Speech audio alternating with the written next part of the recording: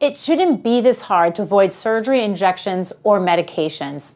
If you've had back pain, and if you've done therapy, and if you've had injections, or you've strengthened your core, or your pain keeps on coming back, you're not crazy and you're not broken. But you might be missing one very important piece. Today I'm going to show you why your hip could be the real driver of your back pain and why treating the back alone often isn't enough. Stay with me because this one shift could change everything for you. So what is a big healthcare mistake? When most people have back pain, what happens? We go to the side of the pain and that's it. We inject here, we massage here, we strengthen here, we manipulate here, but the pain doesn't always equal the source. The problem with our healthcare system is that we chase symptoms. We go to the side of the pain, and that's rarely the first true step to understanding where is this coming from. So where's this driving from? What is the compensation patterns? And here's what we clinically see. About 70% of people with back pain also have a hip component. And if you don't address the hip, your pain will very likely come back, even if you did all the back exercises perfectly. So let me explain why. So the back, we always have to start with the back. So the back can affect the hip, definitely. We're going to talk about that here in a second. But a lot of times what's left over is there's a little bit of hip tightness.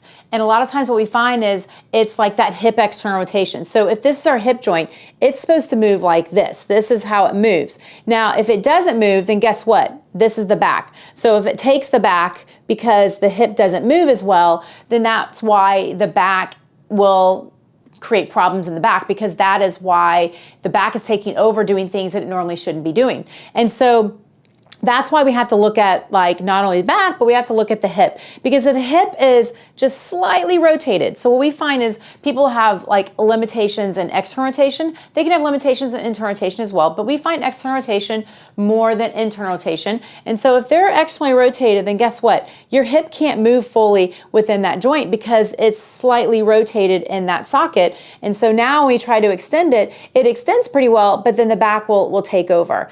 Where we're wanting the hip to go with the back, we're wanting a fluid motion through it. We don't want it, this stops here, so then the back takes over. Same thing with flexion. If it's slightly rotated and it starts flexing, then eventually what happens is it starts taking the back when you can't fully flex, which then gives us this pain that's in our hip that is just constant aching, throbbing, like no matter what you do, it's an irritation type thing. And so we have to make sure that we're addressing the hip as well as the back.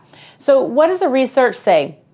So when you look at the research, there's a research that's called EXPOSS, EXPOSS, and they really looked at like where the pain, the source of the pain actually really comes from. And they said 71% of hip issues actually come from the back. 100% agree.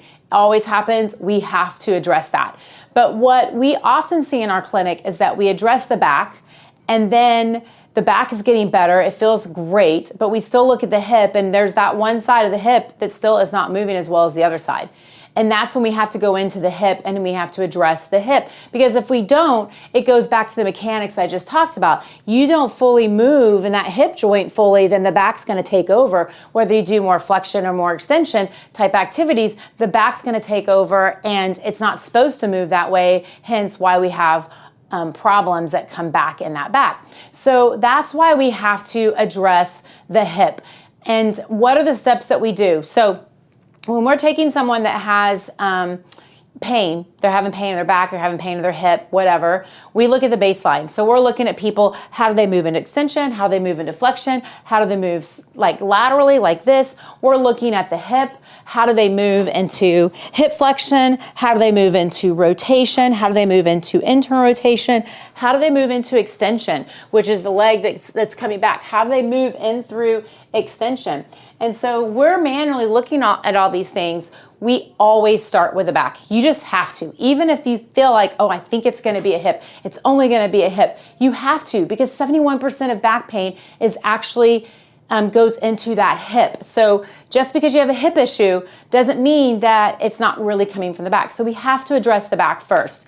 And we address the back in many different ways, but probably the easiest way usually, because what do we do throughout the day? We're always in flexion, we're sitting, we're slouching, we're on the couch, we might be cycling, we're always in this bent forward position. So usually extension works, but it doesn't work all the time. But it's a good starting place. So you can go in and take baselines of the hip. Like all the directions that I just showed you. You can go forward, you can go backward, you can do side glides.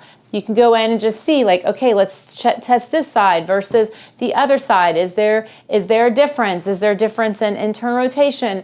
Is there a difference in hip extension? You can tell hip extension is, you can literally lean forward and go as far forward on one side and then go in and test the other side.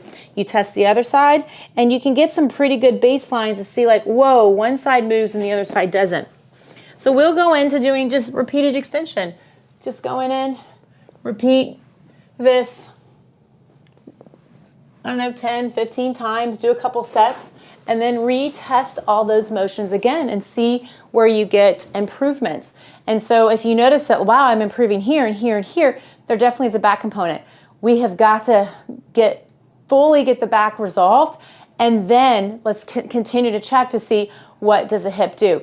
If the hip is still tight, what we find is it'll still be tight in rotation. So if the hip is still tight in like external rotation, we have got to address it, because if we don't fully address it, you still have issues in that back because the hip's not moving correctly and the back is taking over.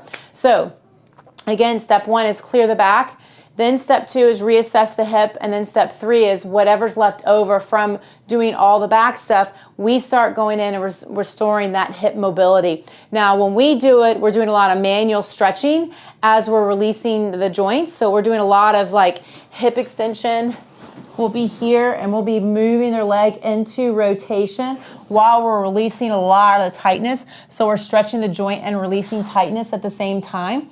So we'll do a lot of those things manually to really help improve your mobility, because it can open up. Sometimes we have to go into the front part of the leg. Sometimes we have to go into the adductor and through here to really kind of continue to help kind of open that whole area up. So sometimes we have to do those things.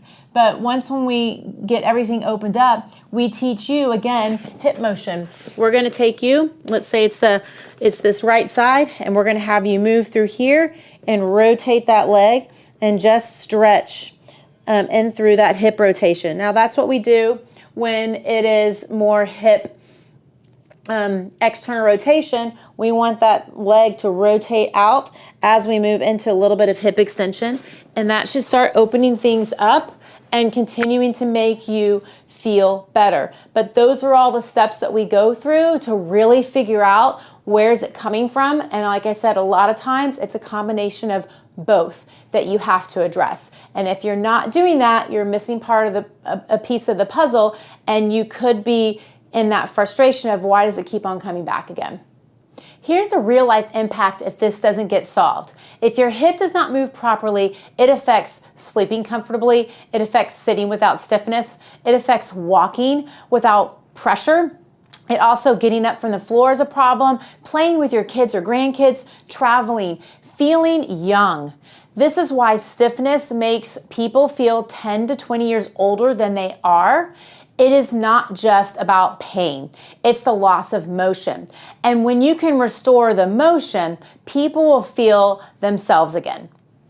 If your back pain keeps on coming back, or you have tried exercises and they don't stick, you might be missing a piece of the hip component. If you like this video, make sure you share it and subscribe to our channel as we put out educational content all the time. We believe it shouldn't be hard for you to avoid surgery, injections, and medications. We understand that you're exhausted and you're frustrated because it doesn't have to be this way. That's why we've created a step-by-step plan to find what others have missed. Instead of feeling 80 years old, you'll feel 10 to 20 years younger. Take control of your health back so that you can live without hesitation. You don't have to live managing the symptoms. You deserve a real plan. Click on the link below in the description to schedule a free discovery visit.